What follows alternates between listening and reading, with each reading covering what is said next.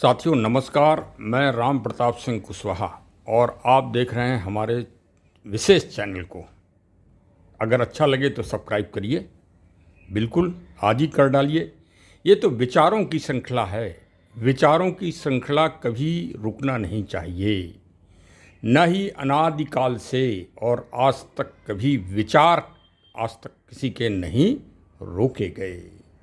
तो चलिए फिर विचारों की श्रृंखला में आज विचार सबसे बड़ा समाचार पत्र में एक ही विचार है कि माननीय महामहिम सर्वोच्च न्यायालय सुप्रीम कोर्ट, जो भारत की सबसे बड़ी न्यायालय है, उसने 10 दिन के अंदर ही अपना निर्णय स्वयं का बदल लिया। कुत्तों के संरक्षण व संवर्धन के लिए डॉग वेलफेयर, पूरे देश की आवाज़ के सामने सर्वोच्च न्यायालय माननीय को झुकना पड़ गया। शायद यही दिखा रहा है निर्णय। तो ये क्या अच्छी मानवीयता बात है, क्या लोकहित की बात है, क्या जनहित की बात है कि ये दबाव है?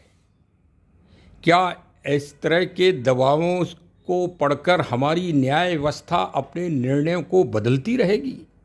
फिर न्याय की विश्वसनीयता इस दुनिया में और भारत में कहाँ से निकल सकती है कि हम पूरी तरह विश्वास कर सकें कि अब निर्णय ये सुप्रीम हो गया है, मतलब सुप्रीम सर्वोच्च हो गया है।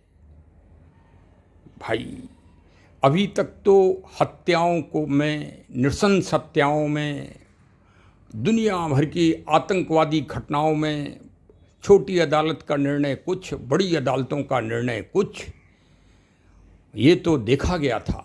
लेकिन अब जीव जंतुओं के विषय में भी एक निर्णय पहले कर दे, अदालत का इतना पैसा खर्च हुआ, न्यायालय का जनता का पैसा है वो, तो भाई तो पहले निर्णय क्यों गलत हुआ, फिर क्यों परिवर्तन हो गया? दबाव अभी तो ये कुत्तों और डॉग के विषय में हुआ है।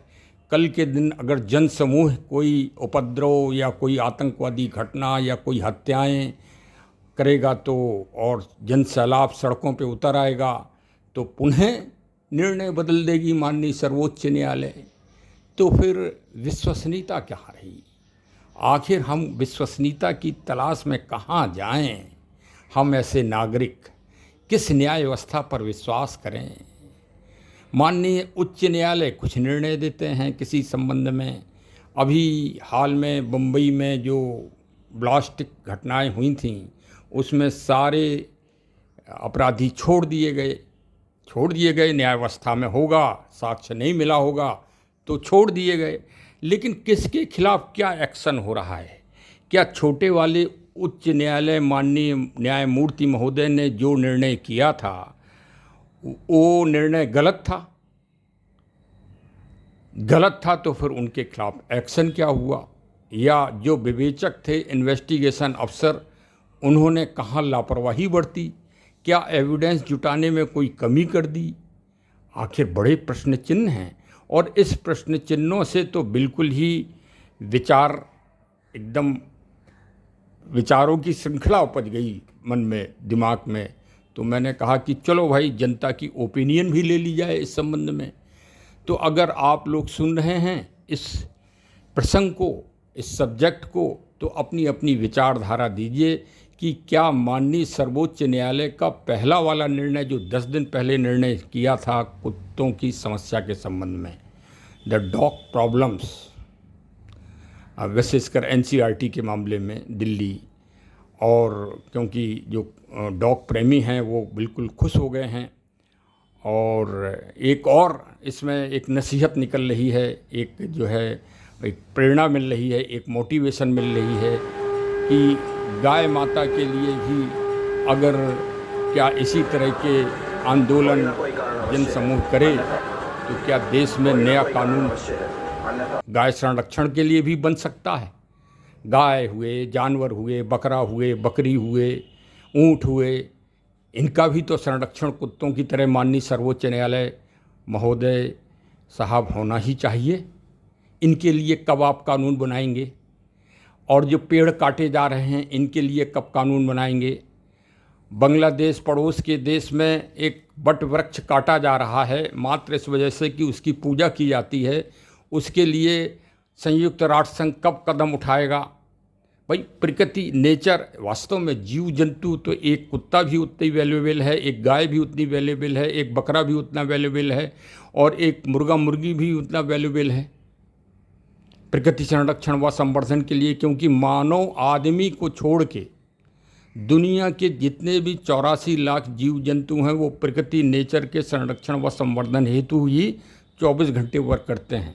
एक मानव ऐसा व्यक्ति है, प्राणी है, जो इन सब का भक्षण करता है, अपनी इच्छा अनुसार दरख्त पौधों को काट देता है अपने भौतिक सुख के लिए।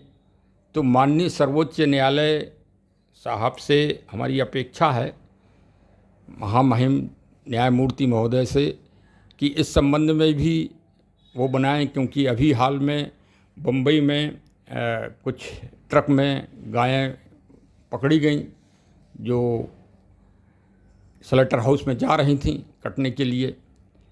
तो ये भी एक बड़ी भीषण समस्या है। और भाई गाय भक्तों, गाय सेवकों, कुछ आप लोग भी कुत्ते से प्रेरणा ले लो, कुत्ता प्रेमियों से प्रेरणा ले लो, आंदोलन करो।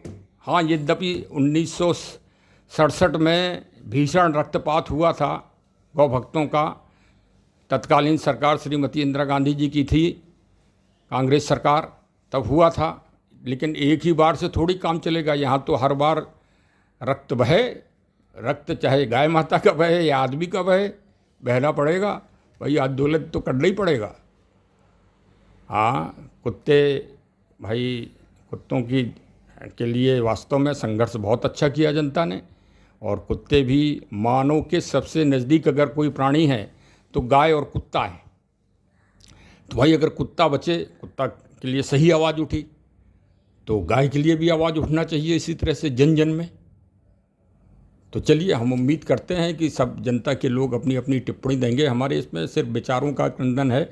कबीरा खड़ा बाजार में सबकी मांगे खैर, ना काहू से दोस्ती ना काहू से बैर। सीधा सा राग है भाई हमारा।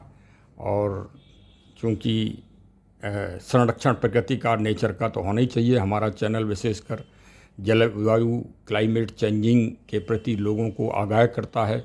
जीव जंतु और वनस्पतियाँ अगर नहीं रहेंगी इस दुनिया में तो मानव भी नहीं रहेगा। उम्मीद है, विश्वास है कि माननीय सर्वोच्च न्यायालय और अच्छे कदम इन सब जीव जंतुओं की रक्षा के लिए उठाएंगे। बहुत बहुत धन्यवाद। जय हिंद, जय हिंद।